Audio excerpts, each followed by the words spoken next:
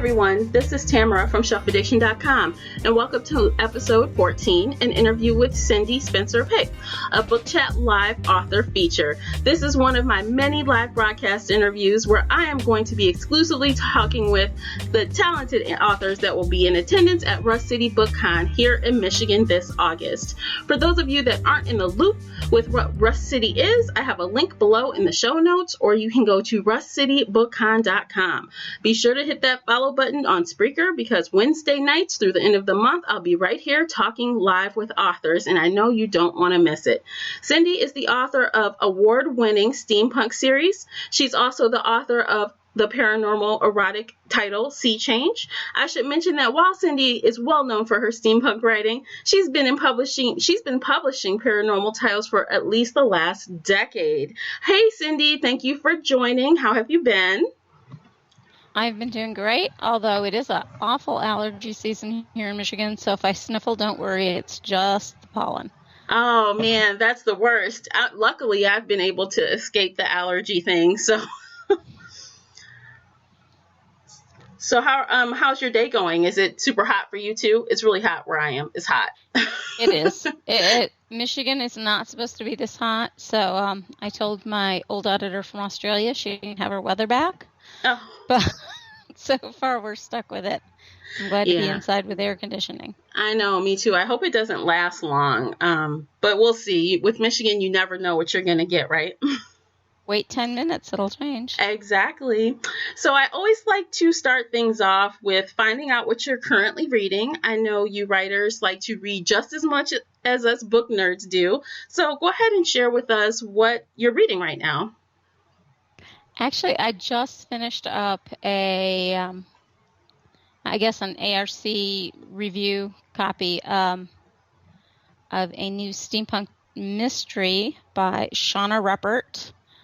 That will be coming out in August, and people who love steampunk are going to really be all over this new series that she's started. It's absolutely wonderful.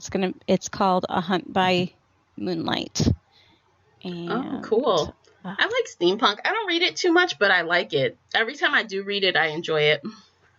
Yeah, and one of the things that's neat about it is every author's take is different, and so her werewolves and stuff in her steampunk are very different than mine, but I think she did a magnificent job, so I can strongly recommend that. Awesome. So let's talk a little bit about books and or authors that may have influenced your writing style. Do you have any that gave some, inspiration to you? Absolutely, and I'm going to date myself by this because I don't know that a lot of people in modern reading, modern romance circles really remember Elizabeth Peters. She also wrote under the name Barbara Michaels. She did some mystery as well as some romance, and she did some of the earliest paranormal romance. And in fact, under Barbara Michaels, they were generally horror/romance. Oh, wow. But one of the things that I loved about her, and I found probably the first book of hers that I read in high school, when I was still in high school, she continued publishing until her death just a few years ago. But her characters were so smart. Up until that point, the earlier romances I'd read, my mom's 50s and 60s Harlequins, the female characters had generally been pretty dramatic. And Elizabeth Peters, her real name was Barbara Mertz. She had a degree in Egyptology. I mean, she was an archaeologist. She was a scholar. She was very bright, and she wrote her female characters very bright. They had careers as art historians. They were graduate students. They were scientists. That's awesome. It was very believable. Yeah. And it also brought in the kind of snark at that point you only saw in men's fiction. Anybody who read Travis McGee at the same period was kind of used to that sense of humor mixed with reality, where that was new in romance. In fact, my mother-in-law sent me a book when I was a newlywed that says, "This sounds just like you wrote it." And I said, "Well, thank you. I wish I was a writer, but I'm not." At that point, I hadn't even considered writing. but her voice influenced mine, I think, quite a lot. Or either that, or I just found someone. She was the first person I found whose voice I thought was similar to what mine would be. Okay. So it kind of just, maybe you just made a connection there because it's what you think you would be, Yeah, I never got the chance to meet her, unfortunately. Roberta Jealous is someone I did get to meet. She was one of the early historical medieval romance writers. Mm-hmm. And she, again, was a scholar, and so there was a lot of history in with the romance, and I really like that. I did actually, at my first Romantic Times con, snuck under my table to run out and run over to hers and meet her, as she is fairly elderly, and I wasn't sure if I'd ever get the chance again. Oh, that's awesome! You got to meet her, though. So, that was a big moment. That was a big fangirl moment for me. Awesome. Well, let's see. What about favorite and she was sitting there authors? looking for a pen, and her equally elderly husband handed her the hotel. That's funny. What about favorite authors? Would you say you have different favorite authors than those authors, or are they kind of the same?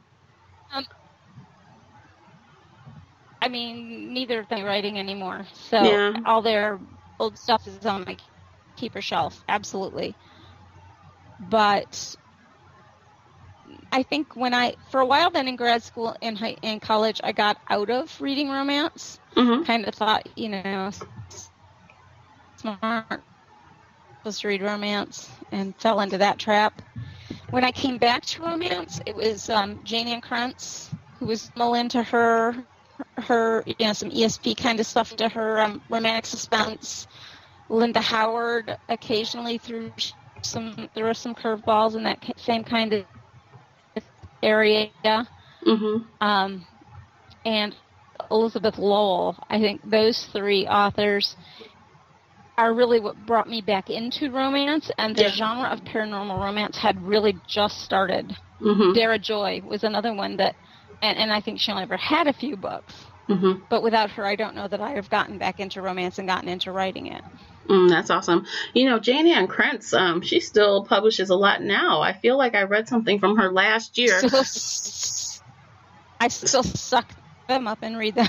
Yeah, but she does. So. Hasn't she kind of like, I guess, wandered into like the, not paranormal, but like suspense romance genre?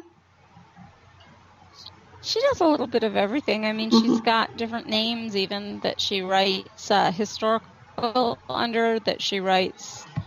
Her basic Jane Ann Krentz name was mostly always romantic suspense. Sometimes it had paranormal elements, sometimes it didn't.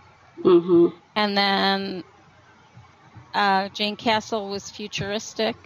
They were mostly all set on planets far away. And Amanda Quick. Oh, yeah. Was the name. She writes her historicals under. Yeah. And I like them. I still, like I said, I still read everyone she puts out. I still read everything Elizabeth Lowell puts out, although mm-hmm. she's not as prolific. Mm-hmm.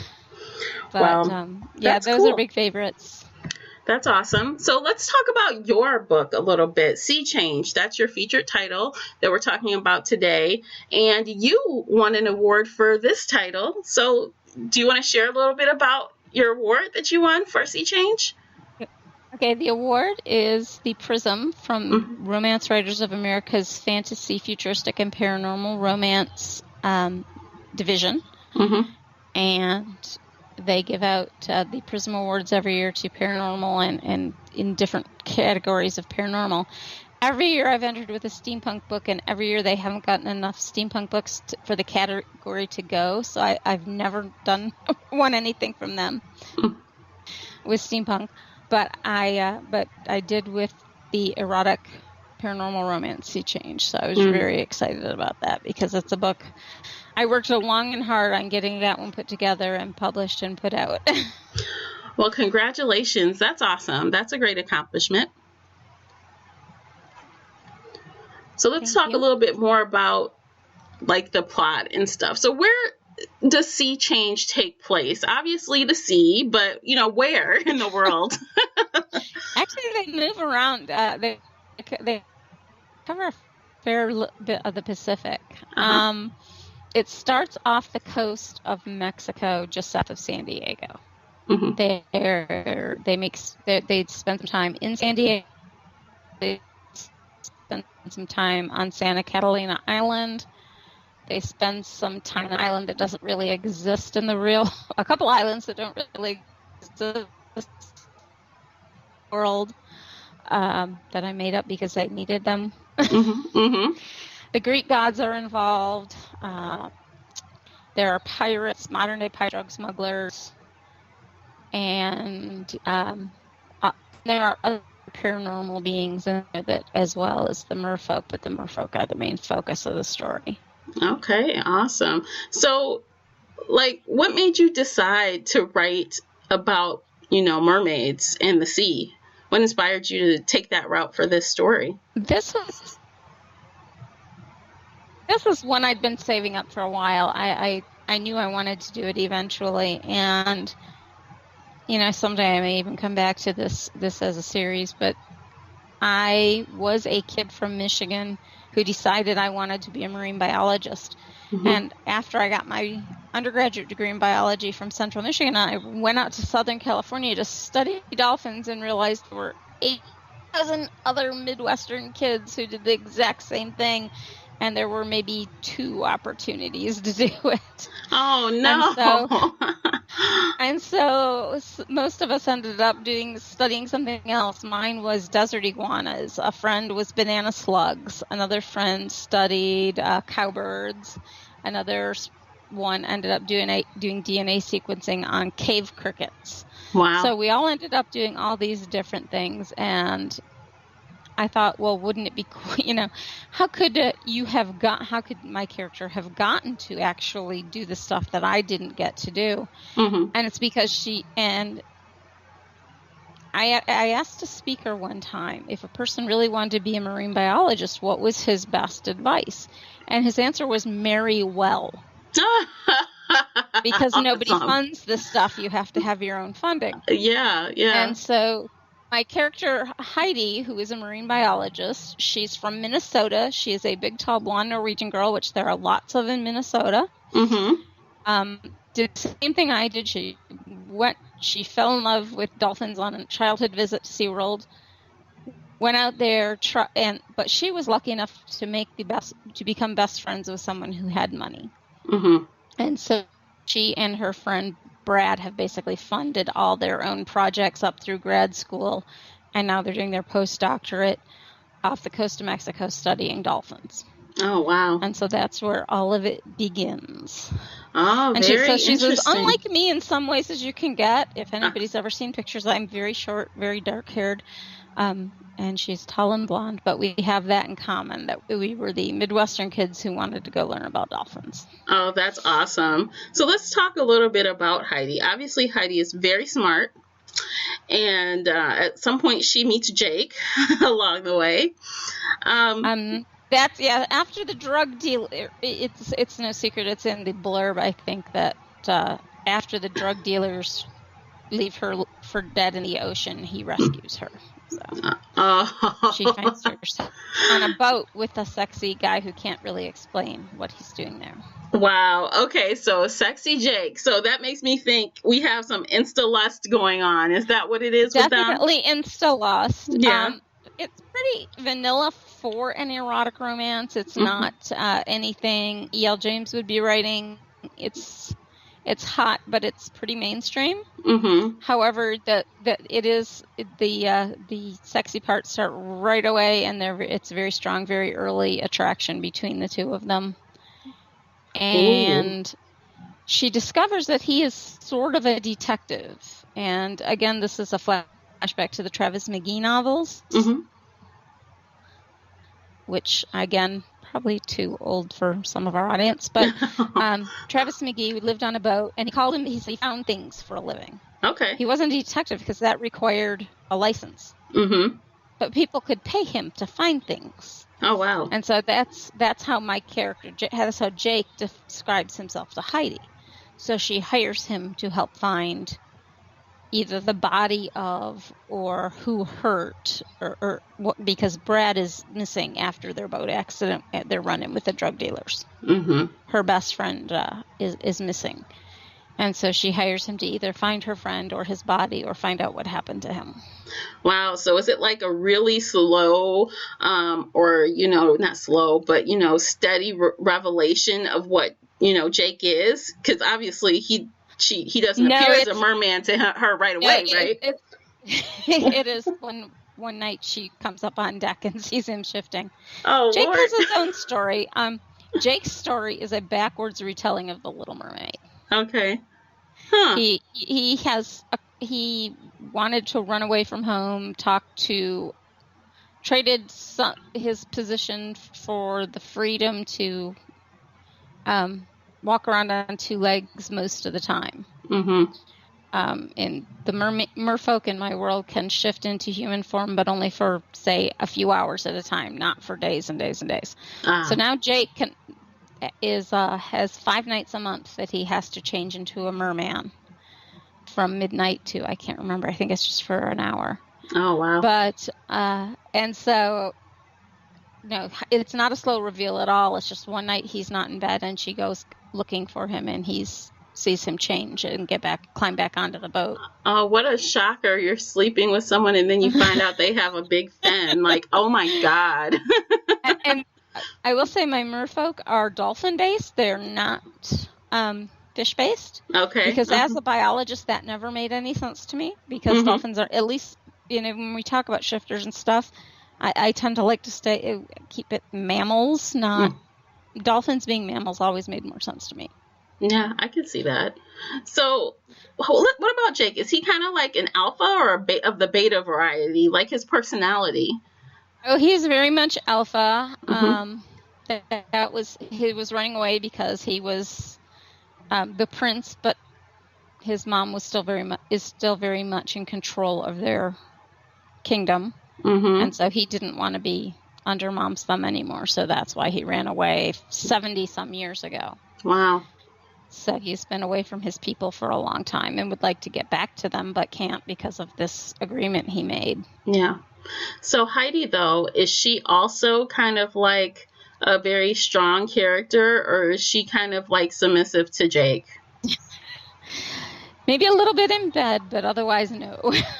Hey, there's nothing wrong with being a little submissive in the bedroom, but I'm just saying.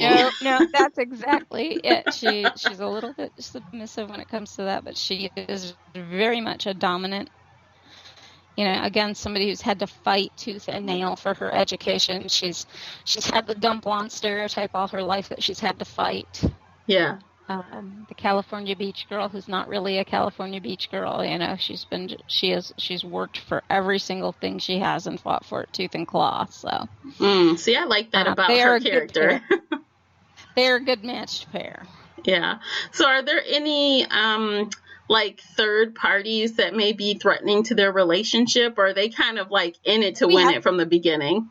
Well, we have the drug dealers that are trying to kill them. There is the sorcerer, the Ursula character, who is actually Jake's uncle, who is a merman sorcerer who wants the throne. And there is the Greek gods get involved. The merfolk are in danger at this point because there's so much technology in the world that they know that because they can only be human for such a short period of time, they are going to be discovered soon. And so they are trying to talk. The god who created the merfolk in Greek mythology is Poseidon. No. There's Poseidon and Dionysus. Anyway, Poseidon's the god of the sea. Okay. And they appeal to him, and he tells them he's not going to do anything about it. That's their problem. The Greek gods were often like that. Okay. And so now they're appealing to Dionysus, who the mermaids have a big tie to in Greek mythology as well. And, of course, Dionysus likes his booze and his parties and things like that. Or Bacchus, depending on which Greek Roman you're talking about. So it's Dionysus and this, so they're appealing to him, and Heidi's helping them with that. And so she has to make a deal with him Wow. They make a deal with him to go. He has an island that was once a temple to him, and they have to go clear pirates off of this island. And if the pirates go away, if he gets his temple back, he will do what the merfolk ask, because the gods don't do anything for free. Yeah, let's make a deal. Yeah. It's all about let's make the deal. So they have to go clear. So now they're messing around with modern day pirates who are growing up and down the coasts of Mexico and South America. Okay. Well, that's, all very interesting to me, because there's so many layers, and that sounds really intriguing. I like complicated. I don't like making things easy for myself when I'm writing. Yeah, I mean, I think that's important, especially, when dealing with paranormal. Number one, you have a lot of different things going on, the mermaids, and then the Greek gods. And, also just to make the romance a little bit more complicated, you have to throw some more quirks in. So that's good. Complex is good, I think, in romance. It makes...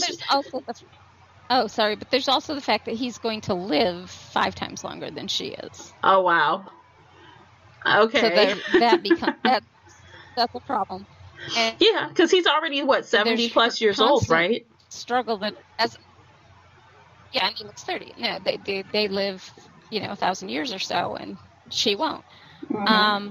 So there's magic. But can you still hear me? Yep, I can.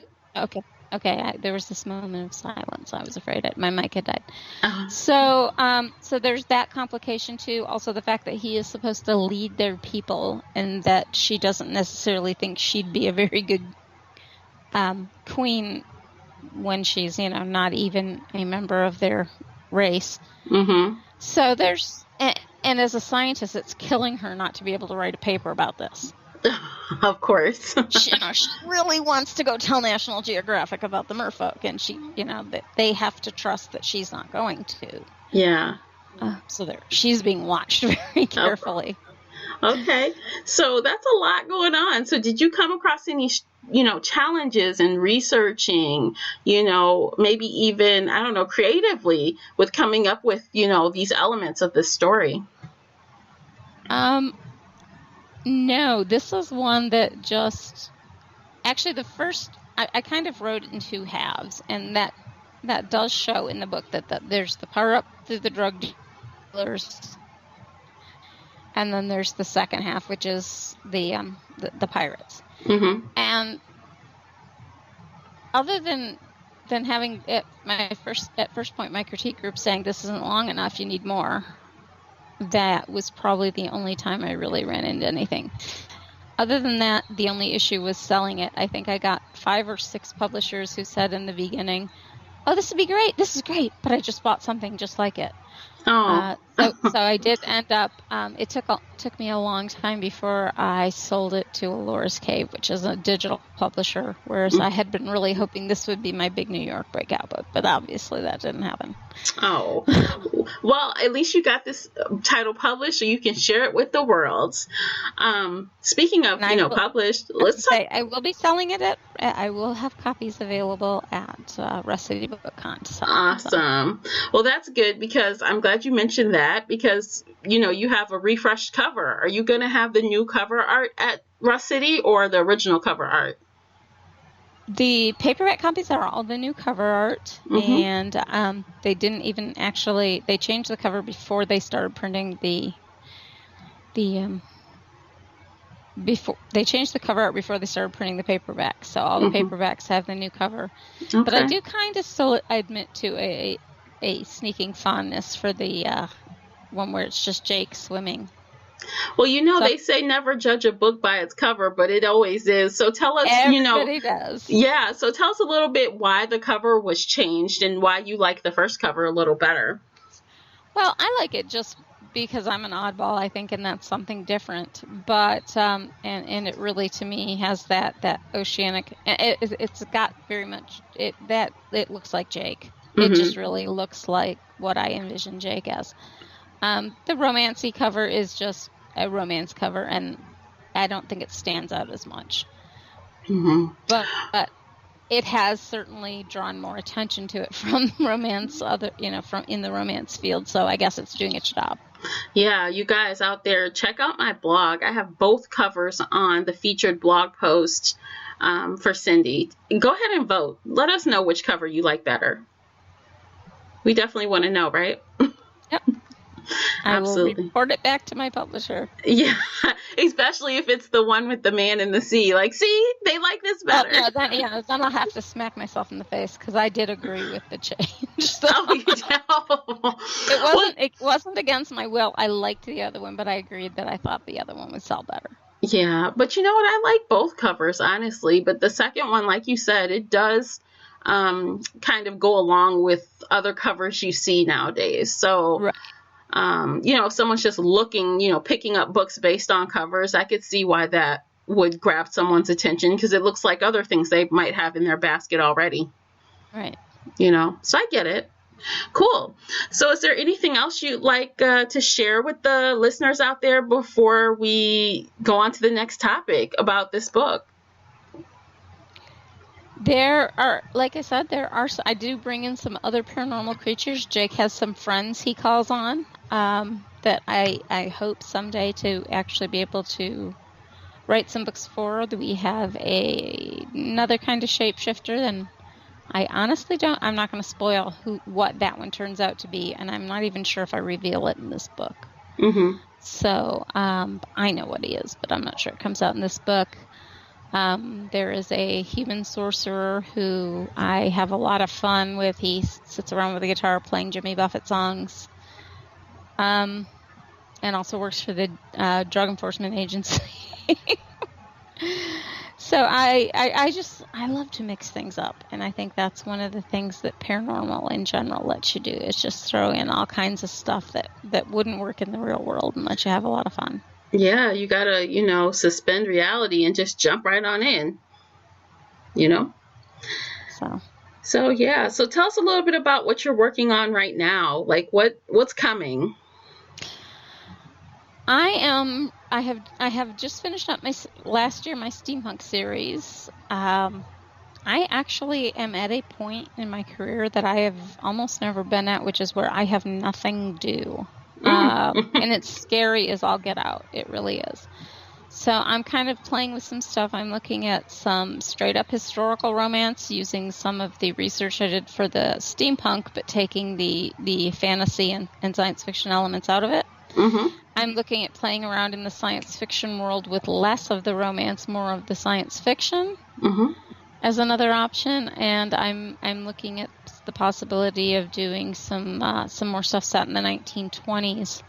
I had a novella come out last year called Into the Flames that was and it is available on Amazon, that is about a fireman in the 1920s, which is a time of huge change in the U.S. Yeah. So much going on, and that's a period I think I kind of want to explore more. Oh, cool. So the world is your, you can do whatever you want. You can kind of just go for it. I think you can probably expect some short stuff for a little while as I play with ideas and formats and genres. Very cool. So, there are always writers in the audience listening. And do you have any, nuggets of advice for aspiring writers that are looking to get published? I don't just keep at it, because I had hit the wall once before, and I had 4 books written. I had submitted all of them. One of them is horrible, and I really only submitted it so I could prove I'd done it once, and nobody will ever see that one again. But I had these 3 books, and I'd submitted them everywhere and gotten rejections, and I just didn't know if I had it in me to write a 4th. And so at that point, I started looking at digital publishing, and which is still fairly new. This would have been 10 years ago. Okay. And I said, well, here are 2 digital publishers that I like really well. And I sent each of them one of my paranormal stories. One of them is Curses, which has just been reissued. That went to a publisher called Triskelion that is no longer in business. I sent Alora's Cave, one called Dragon in the System, that is about a computer hacking dragon. Oh, wow. That's cool. but he's not a shapeshifter. He's actually not one of the romantic characters. He's just a dragon. He's always got 4 feet and scales. And then, to my surprise, both of them were immediately accepted. So I went from not being published at all and just thinking it was time to give it up and chuck it to having 2 publishers. And then within maybe a month, someone sent me a note that says this brand new publisher is looking for finished Christmas romances, and I know you're sitting on one. And my 3rd book that I had was a Christmas romance, The Cowboy's Christmas Bride. I had stuffed every bad cliche about category romance you could get. She shows up in a wedding gown. There's a baby in it. There's everything. All the bad cliches are in there. But I had fun with them, and of course turned them around a little bit. But it was a Christmas story. It was not a paranormal. Well, there's a ghost that sneaks in there. I can't do anything quite straight.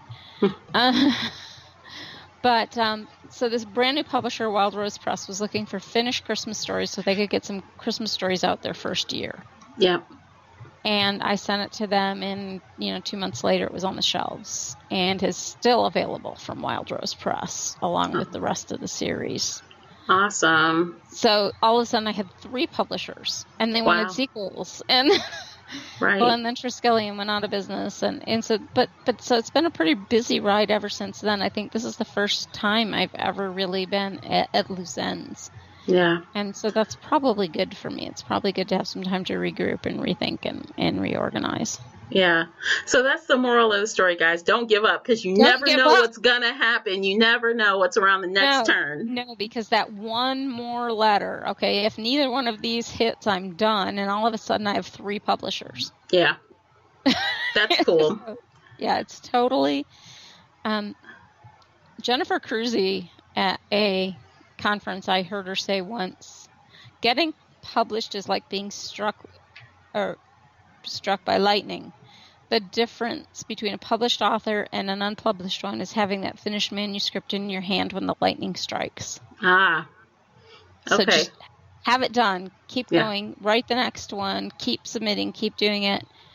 And that's really the only way you can get anywhere. Yeah. Awesome. Great advice. So let's talk a little bit about Rust City, since that is right around the corner.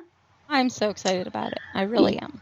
Me too. I think it'll be fun. So you'll have, obviously, Sea Change. Will you have any of your steampunk books with you as well? The only one that's currently in print is the first of the series called Steam and Sorcery. I will have copies of that. I'll have copies of Curses, which is was my very first book. It finaled in a bunch of awards, got 4 stars from RT. I mean, so right off the bat, I was getting great reviews, but but not, but yet not getting anywhere. So anyway, my agent just republished it under their agency banner, the Ethan Ellenberg Agency. So I'll have Curses with me, which is another one that I just dearly love because I do all kinds of horrible things to this poor werewolf. Oh, no. Okay. I think that one that my favorite review was, it's touching and poignant and suspenseful and hysterical. And I'm like, awesome. I didn't write it to. Did I put any jokes in? The thing is I don't write humor until it's there when I finish. I don't put it in there. Okay. So it's not like, here's a joke humor, but kind of like maybe sarcastic, it's more like, here's humor. How I see the world. Yeah. I'm through a little twisted lens, yes. So I will have copies of that, and then I think I probably have a few paperbacks hanging around from some of my older titles too, but those will be the main 3 that I have with me. Okay, awesome. So let's talk a little bit about panel topics. Which ones did you sign up for? It looks like right now I am talking about a diverse world at 9:30 a.m. Friday, which I kind of may have requested that they change me out of that one because I'm not sure I can get there in time. Okay. And one on historical accuracies and inaccuracies. The diverse world, though, I look like the most, to an outsider looking in, I'm a very, very mainstream person. I'm white. I've got, I have no particular religion. I've been married forever. I've got kids. I've got grandkids. But the world around me has not looked like that, and so I don't see the world as just all people like me, and I don't write my books that way. Mm-hmm. My books are full of people who are of different religions, different colors, different ethnicities, different orientations, and so are my books, and it's not so much intentional thing as it would just seem weird if they weren't. Right. Somebody pointed out early on that I had a gay character in most of my books, and I said, well, don't most of us have gay people in our lives?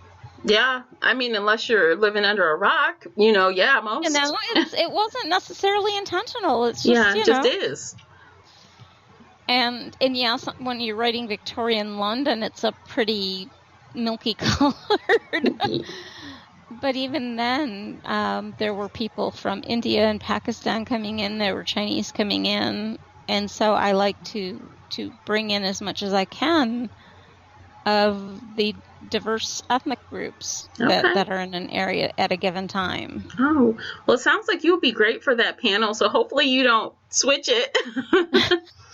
I think that, and again, like I said, I don't look anything like the person who would be doing that panel because I'm this really kind of boring looking wasp. Like I said, I don't expect the rest of the world around me to be that. Okay. What about, so you have mentioned 2. Did you sign up for any others? I honestly don't remember. The other one that I know I'm doing is about historical research and how important it is to get things right historically. It's funny because even writing steampunk, I have a robot dog that's throughout the series. His name is George. And George can do anything I want George to do. He's kind of like Mr. Data on Star Trek. Okay. He's really a real dog, if not smarter than a real dog, but he's a robot. Okay. Mm-hmm. And even the girl who built him doesn't know how he can do all the things that he did. Wow. He's just kind of taken on a life force of his own. Mm-hmm. So I've got this dog that can do anything, and yet my editor dinged me for having a fire escape like 5 years early in a hotel. Like, wait, there's no fire escape. Yeah, exactly. And so it is really funny how even when you're messing with the status quo, even when you're throwing in things that totally don't exist, werewolves and vampires and all this other stuff. Yeah. But nope, that fire escape 5 years too early, she made me take out. Wow. Well, that's good. With her. Yeah, you know what? That's a good thing because readers will catch it and they'll call you out on it. So might as well catch it, early. I have written a whole article on the introduction and development of rubber condoms because an editor made me prove that a character in 1865 could have had them. Wow. That's awesome. And actually, I think it wound up in like several RWA newsletters around the country, got reprinted in my publisher's newsletter and things like that. It was kind of hysterical. Very cool. Well, since you're local, not, I guess, local to Troy, but local to Michigan, I know you was local to Troy. I lived in Troy from the time I was 14 until I went away to college. Mm-hmm. And I lived right across the border in Royal Oak. Oh, less than a half mile from Troy for the 14 years before that. So you are familiar with the area a little bit. You probably just have to see what's new. That's where I come from. Yeah.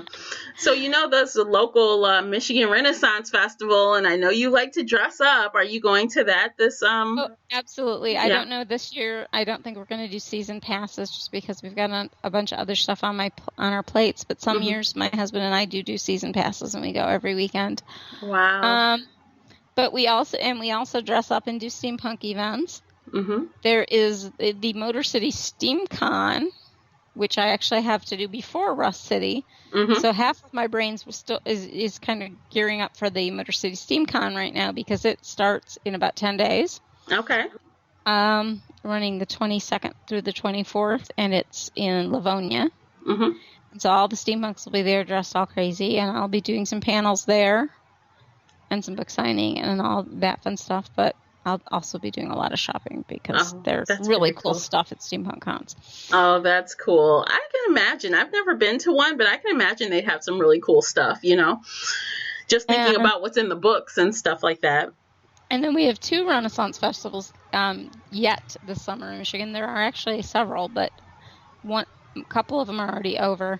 The Black Rock Medieval Fest runs through most of July in Kalamazoo area, Augusta. Mm-hmm. And I will probably be there the last couple of weeks of it after Motor City SteamCon. And then when that's done, the big Michigan Renaissance Festival in Holly begins, and I will definitely be there 2 or 3 weeks at least. Okay. And especially on the steampunk weekend, I'm sure.